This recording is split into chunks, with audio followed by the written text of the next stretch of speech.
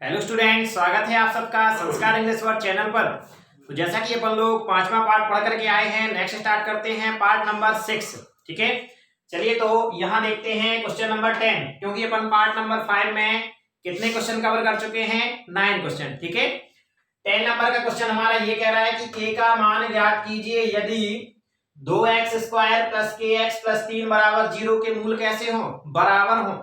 और बराबर मूल के लिए आप जानते हैं, समझिए थोड़ा सा।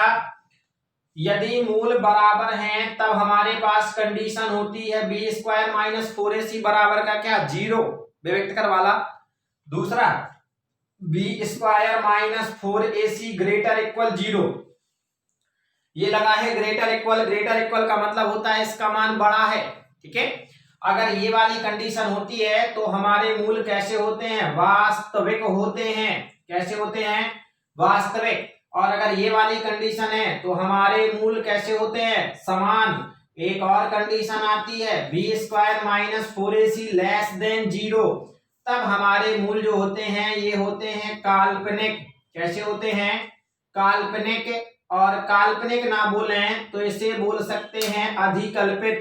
क्या बोल सकते हैं, अधिकल्पित। या फिर एक चीज और बोल सकते हैं कि बराबर नहीं है। चलिए, ये हो गया। तो जब ये कंडीशन हमें ये ऑब्जेक्टिव में भी आती है, मैंने आप लोगों को ऑब्जेक्टिव का चैप्टर वाइज ऑब्जेक्टिव आपके बना दिए हैं टोटल, और वहां पर पूरा एक्सप्लेन कर दिया है, चैप्टर 2, चैप्टर 3, चैप्टर 4। ठीक है, और आपकी प्लेलिस्ट में, इसी वाली प्लेलिस्ट में वो वीडियो क्या है, डली हुई है। चलिए तो यहां पर आ जाते हैं, देखते हैं। यहां कह रहा है कि मूल बराबर है। बराबर का मतलब हुआ हमारी ये वाली कंडीशन लगने वाली है। ठीक है, तो देखो इसको सॉल्यूशन करते हैं। तो सबसे पहले लिखेंगे अपन हल। क्लियर। तो हल लिखते ही जैसे ही इस तरीके का क्वेश्चन आता है तो हम क्या करते हैं, ax² plus bx plus c बराबर 0 से क्या करते हैं, तुलना करते हैं। तो सबसे पहले हम लिखते हैं कि दिया गया समीकरण है भैया बहुपद। तो ये हमारा क्या है, समीकरण। क्यों समीकरण है, ये भी ऑब्जेक्टिव में आपको बताया है कि समीकरण क्या है। तो सुनिए, अगर बराबर में 0 लगा है किसी भी बहुपद के तब वो बन जाता है समीकरण, और बराबर में 0 नहीं है तब वो रहता है क्या, बहुपद। तो दिया गया समीकरण, और दिया गया समीकरण हमें क्या दिया गया है, 2x² प्लस का kx प्लस 3 बराबर 0। इसे बना देते हैं अपन समीकरण नंबर 1। बना सकते हैं कि नहीं बना सकते। अब होता है द्विघात। ये कौन सा है, द्विघात समीकरण है, क्योंकि 2 की घात लगी है। तो द्विघात समीकरण का एक व्यापक रूप होता है। क्या होता है, व्यापक रूप होता है। तो इसे अपन लिख सकते हैं कि व्यापक द्विघात समीकरण। तो व्यापक द्विघात समीकरण जो है ये होता है हमारा ax² plus bx plus c बराबर का 0। ठीक है, से तुलना करने पर, किसकी तुलना करना है भाई, हमें एक की, ये जो बहुपद दिया गया है, से तुलना करने पर। ठीक है, तो जब हम तुलना करेंगे तो a का मान हमारा निकल के आएगा 2, b का मान निकल के आएगा k, एंड c का मान निकल करके आएगा, क्या आ जाएगा, 3। जैसे ही हमने तुलना की तो a बराबर हो गया हमारा 2, b बराबर हो गया k, एंड c बराबर हो गया 3। अब बहुत सारे बच्चों को जिन्हें पढ़ा नहीं है उन्हें ये कंफ्यूजन होगी कि सर ये a का मान 2 कैसे आया। तो समझो, यहां लिखा है x का स्क्वायर। क्या लिखा है, x का स्क्वायर। तो x का स्क्वायर, और यहां वाले में भी देखिए x का स्क्वायर लिखा है, x का स्क्वायर। तो अब बचाइए, तो a का जो यहां पर है, a का मान क्या हो गया, 2। ठीक है, तुलना की जाती है गुणांकों की। दूसरा आ गया इधर है bx। तो ये x और ये x इधर भी, तो b बराबर क्या हो गया अपना k। और यहां पर है c, तो c का मान हो गया 3। ठीक है, चलिए अब कंडीशन हमारी दी गई है कि मूल कैसे हो, बराबर हो। तो यहां अपन लिखेंगे कि मूल बराबर है। मूल कैसे हैं भाई, बराबर। और मूल बराबर हैं तो जो कंडीशन अपनी निर्मित होती है विविक्तकर वाली, तो वो होता है क्या, 0। बस b की जगह b का मान रख दें, a की जगह a का मान रख दें, c की जगह c का मान रख दें। यहां लिखा b², तो b की जगह मान रखेंगे हम क्या, k। तो ये k का स्क्वायर -4, a की जगह रखेंगे मान 2, और c की जगह रखेंगे 3, बराबर का अपना 0। ये हो जाएगा k², 4 दूनी 8 और 8 तिया 24, बराबर का क्या हो गया, 0। इस 24 को हम भेजे जा रहे हैं उस साइड, तो k², 24 जाएगा उस साइड तो हो जाएगा 24। यहां पे स्क्वायर है लेकिन यहां स्क्वायर नहीं है, ठीक है। तो यहां का स्क्वायर हटाएंगे तो इस साइड क्या लग जाता है, तो इस साइड लग जाता है अंडर रूट। क्या लग गया, अंडर रूट। अब हम चाहें तो इसे आंसर लिख सकते हैं, क्योंकि हमें मान किसका निकालना था, के का मान निकालना था। अब अगर और सॉल्व करना चाहें तो अपन और सॉल्व कर सकते हैं। जैसे अपना ये 24 निकल के आया, 24 के हमने गुणनखंड करने प्रारंभ किए, तो 2 से किया तो कितना आ गया 12, 2 से फिर काटा तो आ गया 6, 2 से किया तो आ गया 3 और 3 से किया तो आ गया 1। अब हमारी इस 2 का तो एक जोड़ा बन गया, क्या बन गया, 2 का तो जोड़ा बन गया, लेकिन इसका अब जोड़ा नहीं बन रहा है और इसका भी जोड़ा नहीं बन रहा है। और जब ये जोड़ा नहीं बनता है तो फिर ये हमारे अंडर रूट के अंदर रहेंगे। जिनका जोड़ा बन जाएगा वो अंडर रूट के बाहर, और जिनका जोड़ा नहीं बनेगा वो अंडर रूट के अंदर, ठीक है। तो देखो क्या होता है, के बराबर, हाँ अब जैसे ये अंदर क्या होंगे, बाहर निकलेंगे तो प्लस और माइनस क्या हो जाएगा, लग जाएगा। तो निकलेगा क्या बाहर 2 और अंदर क्या बचा, इन दोनों का जोड़ा नहीं बना तो 3 दूनी 6। क्लियर, चलिए इसे भी लिख सकते हैं या करके हम ये भी आंसर अपना लिख सकते हैं। बहुत सारे बच्चे कंफ्यूज रहते हैं कि सर जब ये अंडर रूट से बाहर की ओर निकलता है तो ये प्लस माइनस क्यों लग जाता है, क्या कहते हैं, प्लस माइनस क्यों लग जाता है। तो उसका रीजन सीधा सीधा ये है कि पता नहीं है हमें, ठीक है, कि ये क्या है, प्लस का है या माइनस का। क्यों, क्योंकि जब अंडर रूट के बाहर निकलता है तो ये गुणात्मक कंडीशन में, यानी कि ये 2 के जोड़े के रूप में निकलता है। जैसे आप समझिए ये माइनस का 2 हुआ, ये प्लस का 2 हुआ, तो 2 का गुणा हुआ तो प्लस और माइनस का गुणा हुआ तो क्या बनेगा माइनस। हो सकता है ये दोनों माइनस के हो, तो माइनस और माइनस का गुणा होगा तो क्या बनेगा प्लस। तो ये कंडीशन हमारी निर्मित हो जाती है कि पता नहीं है, इस वजह से क्या हो जाता है, प्लस और माइनस लग जाता है। तो ये थे हमारा क्वेश्चन नंबर 10।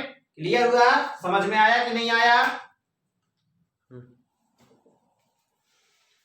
अपन ने अभी 10 नंबर का क्वेश्चन क्या किया है, पढ़ा है।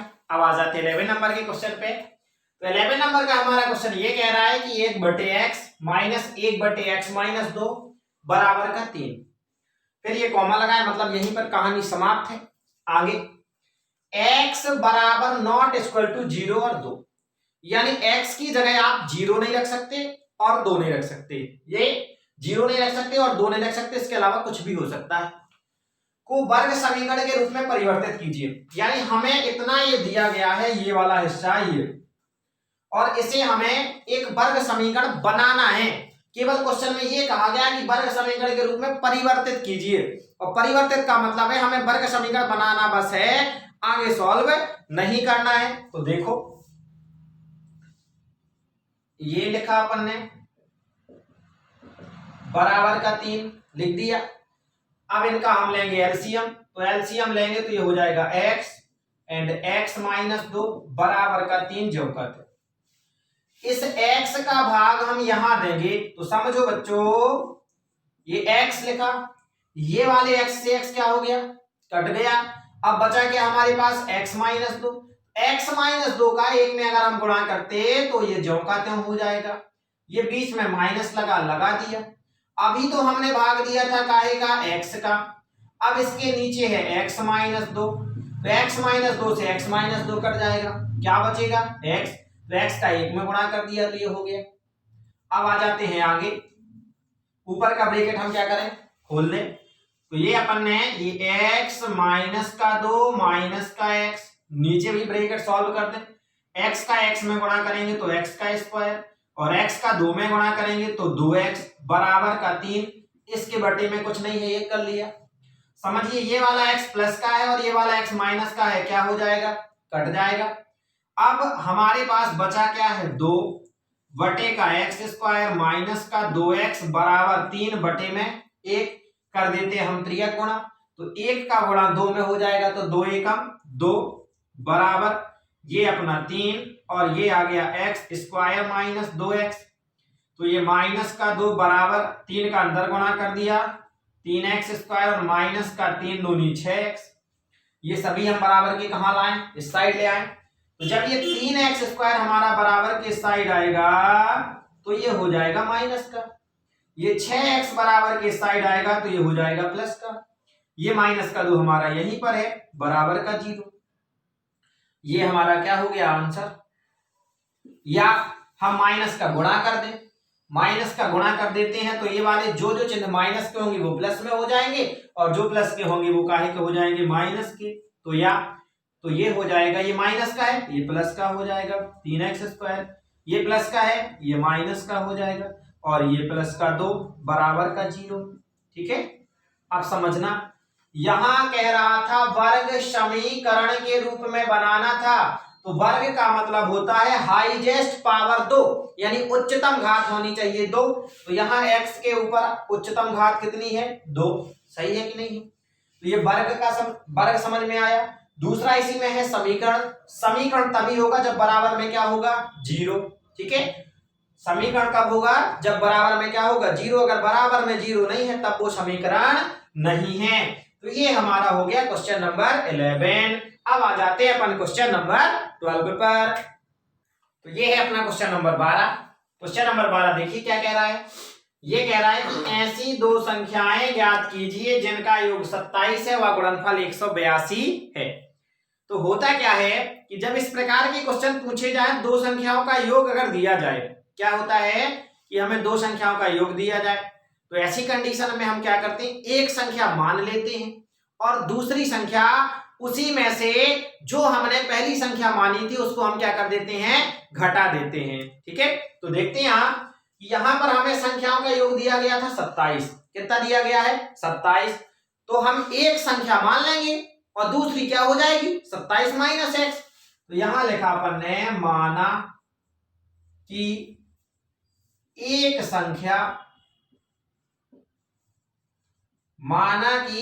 संख्या x है तो दूसरी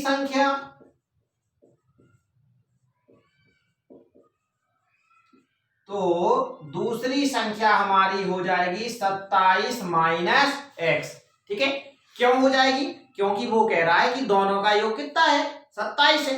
अगर अपने पास एक है, अपन ने कोई संख्या मानी तो दूसरी क्या हो जाएगी 27 में से पहली वाली को हम घटा सकते हैं। फिर है अब आगे कह रहा है गुणनफल 182 है तो अपन लिखेंगे प्रश्नानुसार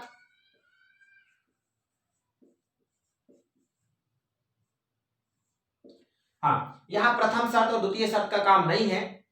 यहां लिखेंगे अपन प्रश्नानुसार दोनों संख्याओं का गुणनफल क्या है, दोनों संख्याओं का गुणनफल। तो जो दोनों संख्याओं का गुणनफल है ये कितना है 182 यानी 182। तो पहली संख्या क्या है अपनी x और दूसरी क्या है 27 माइनस x और बराबर कितना है 182। x का अंदर गुणा कर देंगे तो हो जाएगा हमारा 27x और x का यहां गुणा करेंगे तो x² और बराबर का 182। x² को हम पहले लिखे ले रहे, 27 को बाद में लिखे ले रहे। ये 182 इस साइड आएगा तो काहे का हो जाएगा माइनस का और बराबर का 0।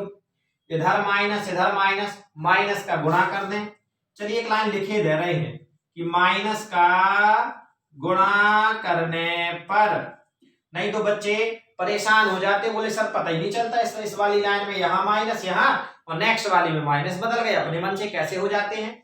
ये बेटा माइनस का क्या कर दिया गुणा किया और जब माइनस का गुणा करते हैं तो ये चिन्ह क्या हो जाते हैं बदल जाते हैं। तो ये हो जाएगा हमारा प्लस का, ये हो जाएगा माइनस का, देखिए यहाँ x नहीं लिखा x और ये हो जाएगा प्लस का 182 बराबर का 0।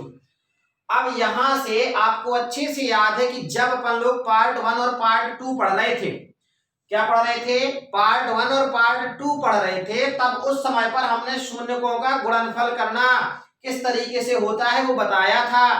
यहां पर इसके बाद जो शून्यक थे उनको हल करना बताया था कि नहीं बताया था, बिल्कुल बताया था।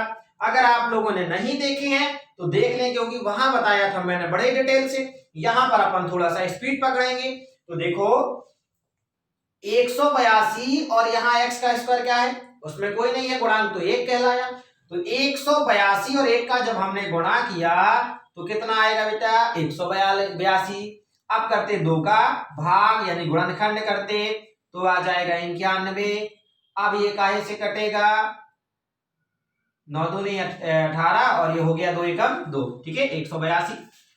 फिर आ जाता है 2 से अपन ने काटा तो 2 से कटने वाला नहीं है, 3 से नहीं कटेगा, मतलब कितने से कटेगा, 7 से कटेगा क्या, बिल्कुल 7 से काट दिया, 7 एकम 7 और 7 3 21 तो 13 पना 65, 13 6 78 और 13 7 91 और ये 13 से अपन ने फिर काट दिया, ठीक है। अब इतना आ जाने के बाद हम आपको सिखाया करते हैं कि इस वाली लाइन में क्या किया, ये माइनस ओनली 27 को आपने गायब किया। किसको गायब किया, 27 को, प्लस का अपना 182 बराबर 0, गायब क्या किया है 27, इसके अलावा तो कुछ गायब नहीं किया, माइनस है और एक्स है जो कहते हो तो 27 की जगह पे गायब किया है, यानी कि यहां भी खाली बचाए। ये जो 27 होता है हम यहां पर किस तरीके से इनको व्यवस्थित करें कि 2 कंडीशन है हमारे पास, एक तो जोड़ की और दूसरी है घटाने की। इनको हम जोड़ या घटा करके कितना ले आए 27, तो जब हम 7 का और 2 का गुणा करेंगे तो हो जाएगा 14 और 13 का और 1 का गुणा करेंगे तो हो जाएगा 13। अगर हम 14 और 13 को जोड़ दें तो कितना हो जाएगा 27 हो जाएगा, यानी इस 27 की जगह हम लिख सकते हैं 14 प्लस 13। आगे लाइन सॉल्व करते हैं, x का अंदर गुणा किया तो ये हो गया 14x और प्लस का 13x प्लस का 182 बराबर 0। गलती से 13x और 14x जोड़ मत देना, क्योंकि हमने तोड़ा है और इतना लाए हैं, अगर जोड़ देंगे तो पुनः वही लाइन बन जाएगी कि नहीं बन जाएगी। चलिए माइनस का अंदर गुणा करते हैं तो ये हो जाएगा माइनस का 14x, ये माइनस का 13x और प्लस का 182 बराबर 0। अब हम करते क्या है कि 2 2 के जोड़े बना लिए, तो यहां से हमें मिल रहा है x कॉमन, तो ये हो जाएगा x माइनस 14 और यहां से कॉमन मिलेगा माइनस 13, तो ये हो जाएगा हमारा x माइनस 14 और बराबर का 0। अब बहुत सारे बच्चे कहेंगे सर हमें कॉमन निकालने में दिक्कत है, तो जिन बच्चों को कॉमन निकालने में दिक्कत है वो पार्ट 1 और पार्ट 2 देखें पहले, और अगर पार्ट 1 और पार्ट 2 देखे हैं तब आपको इस चीज की दिक्कत नहीं जाने वाली। चलिए हो गया इधर, तो ये हो गया और ये दोनों एक जैसे आने चाहिए, अपन ने पहले बताया था, तो अपन ने एक जैसे आने तो एक बार अपन ने लिखा, और सेकंड क्या हो जाएगा x माइनस 13 बराबर 0, यहां तो गुणा का ही चिन्ह रहता है। अब आगे हम करते क्या है कि इनको अलग अलग 0 में कर देते हैं। देखो आगे क्या कर रहे हैं अपन, इसके बाद आगे क्या हुआ भैया, ये लिखा अपन ने x माइनस 14 बराबर 0 या x माइनस 13 बराबर 0। ये 14 चला जाएगा उधर अपना, माइनस का है तो काहे का हो जाएगा प्लस का, या ये 13 चला जाएगा उधर तो काहे का हो जाएगा प्लस का, तो x बराबर आ गया 14 और दूसरा आ गया कितना 13। तो हम अब ये थी हमारी संख्याएं, कौन कौन आ गई 14 और 13। अब देखो हमने एक संख्या मानी थी क्या x, अगर हम x बराबर 13 लेते हैं, क्या लेते हैं 13, तो दूसरी संख्या भी हमारी 27 में से हम 13 घटाएंगे तो आ जाएगा 14 कि नहीं आ जाएगा, तो ये आ जाएगा।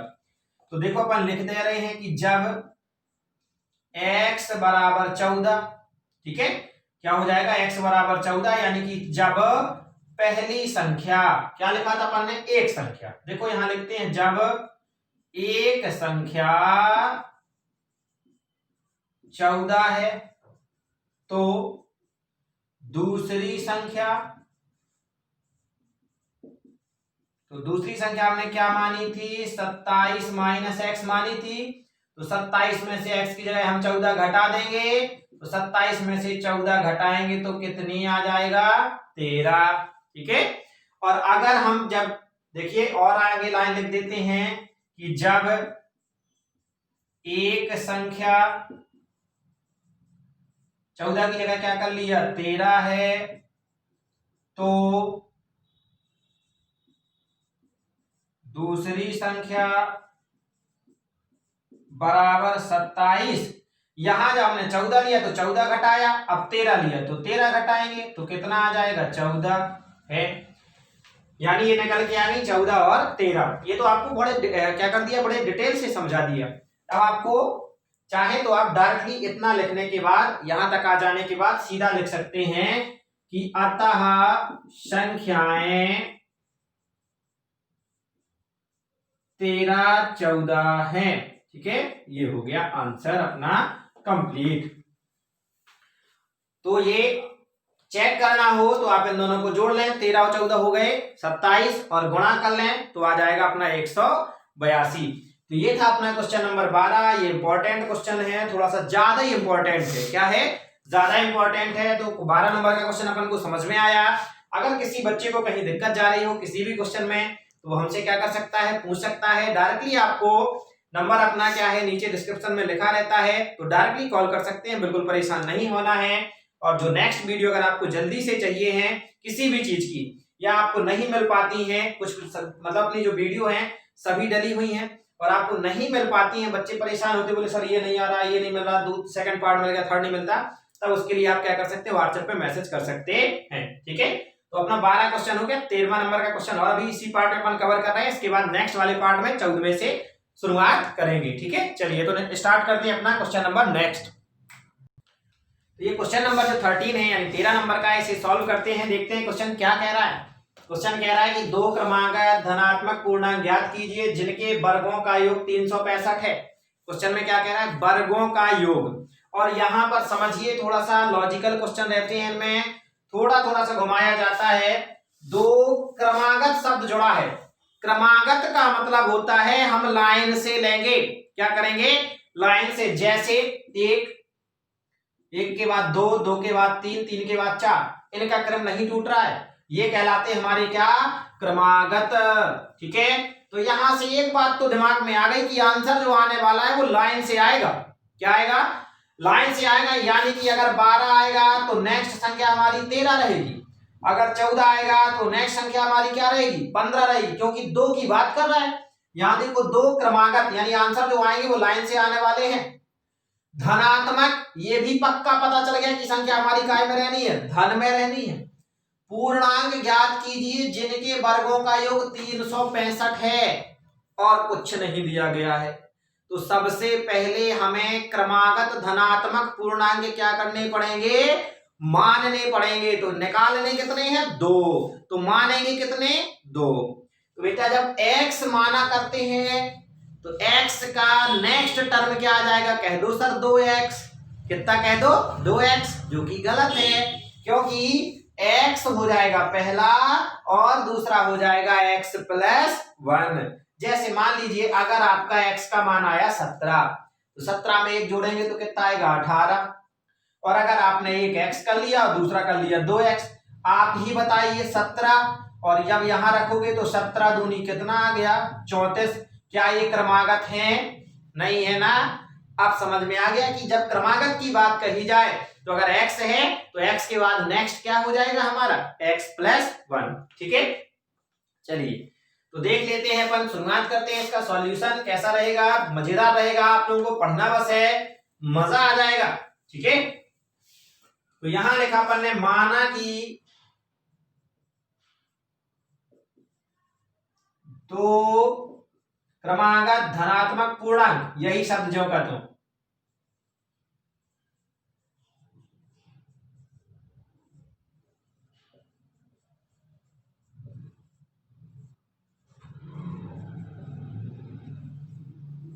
क्रमागत धनात्मक पूर्णांक क्या मान लीजिए अपन ने, x, ठीक है, व x प्लस 1 है, x व x प्लस 1 है। अब आ जाते हैं प्रश्नानुसार।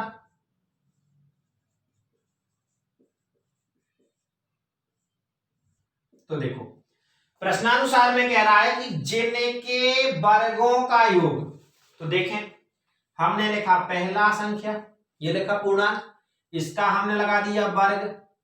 दूसरा हमने माना x प्लस 1, तो इसका लगा दिया हमने वर्ग। वर्गों का योग कह रहा है तो हमने कर दिया योग, और बराबर का है 365। कितना है, 365, यही कह रहा। वर्गों, ये वर्ग हैं और ये का योग, तो प्लस लगा दिया, बराबर कितना है 365। इसे सॉल्व कर लेते हैं तो ये एक्स स्क्वायर, इसे जब हम सॉल्व करेंगे तो एक्स का स्क्वायर प्लस 2x और प्लस 1 बनेगा कि नहीं बनेगा, बराबर का 365। ये एक्स स्क्वायर और एक्स स्क्वायर जुड़ गए तो कितने हो गए 2x स्क्वायर, और ये अपना 2x प्लस 1, ये 365 आ जाएगा इस साइड बराबर के, तो ये माइनस का और बराबर का क्या हो गया 0। ये अपना 2x स्क्वायर प्लस का 2x, एक में से 365 जाएगा तो हो जाएगा 364 काहे का माइनस का, बराबर 0। अब देखो हमें 2 यहां दिख रहा है, 2 यहां दिख रहा है और ये 2, ये भी 2 से कट जाना है, तो हम 2 का क्या किए दे रहे भाग दिए दे रहे, तो यहां नीचे लिख दिया कि 2 का भाग देने पर, ठीक है, तो 2 का भाग देंगे तो ये 2 फिनिश, ये 2 फिनिश, और यहां पर चला जाएगा x का स्क्वायर x माइनस, जब हम 364 में 2 का भाग देंगे तो 2 एकम 2, 1, 2 अट्ठे 16, लीजिए 4, तो 2 दूनी 4, कितना आ गया भाई 182। अब आप समझिए क्या आ गया यहां पर 182, और उसके नेक्स्ट वाला इसके पहले जो किया था उसमें भी था 182, लेकिन चेंजिंग इतनी है कि उसमें यहां आ गया था 27 और यहां आ गया था x, ठीक है। तो जब वहां 27 आ गया था तो देखो जब हमने 182 के गुणनखंड किए थे तो 2 से आया था 91, 7 से आया था 13 और 13 से आया था 1, तो 7 दूनी 14, 13 एकम 13, 14 और 13 उसमें हमने जोड़ दिए थे तो आ गए थे 27, और अगर हम 14 में से 13 घटा देंगे तो कितना आ जाएगा 1 आ जाएगा कि नहीं आ जाएगा। चलिए देखते हैं, x का स्क्वायर प्लस, देखो वहां यहां 27 था, 27 लाए थे, अब यहां कुछ नहीं है तो 1 तो होगा, तो हम इसे क्या लिख सकते हैं 14 माइनस 13, क्योंकि 14 में से 13 जाएगा तो कितना आ जाएगा 1। x का स्क्वायर प्लस x का यहां गुणा होगा तो 14x माइनस 13x और माइनस 182 बराबर का 0। अब ये 2 2 के हमने क्या कर लिए जोड़े बना लिए, यहां से x कॉमन लिया तो x प्लस 14, यहां से माइनस 13 कॉमन आएगा तो यहां पर हो जाएगा अपना x प्लस 14 बराबर का 0। ये दोनों एक जैसे आ गए तो x प्लस 14 और ये हो जाएगा हमारा x माइनस 13 बराबर 0। इसे अलग अलग 0 में कर लेते हैं तो x प्लस 14 बराबर 0 या x माइनस 13 बराबर 0। ये 14 जाएगा हमारा उधर बराबर के, तो यहाँ का है ये प्लस का, उस साइड जाकर के हो जाएगा माइनस का, ठीक है, या ये जाएगा उधर तो यहाँ माइनस का है बराबर के उस साइड हो जाएगा प्लस का। अब आप जानते हैं अच्छे तरीके से कि सर ने क्लास में पढ़ाते समय बताया था कि यदि हमारी संख्या माइनस की आ जाए या फिर वो संख्या बटे में आ जाए तो ऐसी संख्याओं को हम छोड़ देते हैं। कौन सी संख्या लेते हैं, केवल धनात्मक। तो ये वाली संख्या जो है x बराबर काहे में आ गई है माइनस में, ये तो हम लेंगे नहीं। अब लेंगे क्या हम x बराबर 13, क्या लेंगे x बराबर 13। तो x की जगह हम क्या मान लेंगे, हमने क्या क्या माने थे, देखो x बराबर क्या हो गया 13 और नेक्स्ट है अपना x प्लस 1, x प्लस 1 तो x की जगह रख दिया 13 प्लस 1 और 13 में एक जोड़ेंगे तो कितना आ जाएगा 14।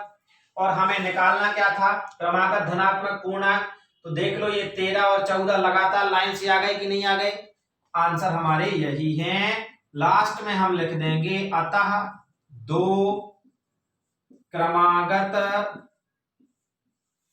धनात्मक पूर्णांक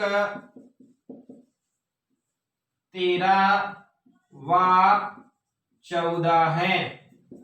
तो ये हो गया अपना क्वेश्चन कंप्लीट। और कौन था क्वेश्चन नंबर ये 13, ठीक है। नेक्स्ट वाले पार्ट में आपके साथ हम जुड़ेंगे क्वेश्चन नंबर 14 लेकर के। तो इतने में मजा आया कि नहीं आया, पढ़ते रहें मुस्कुराते रहें, मिलेंगे आपके साथ नेक्स्ट वाले पार्ट में। जय राम जी की।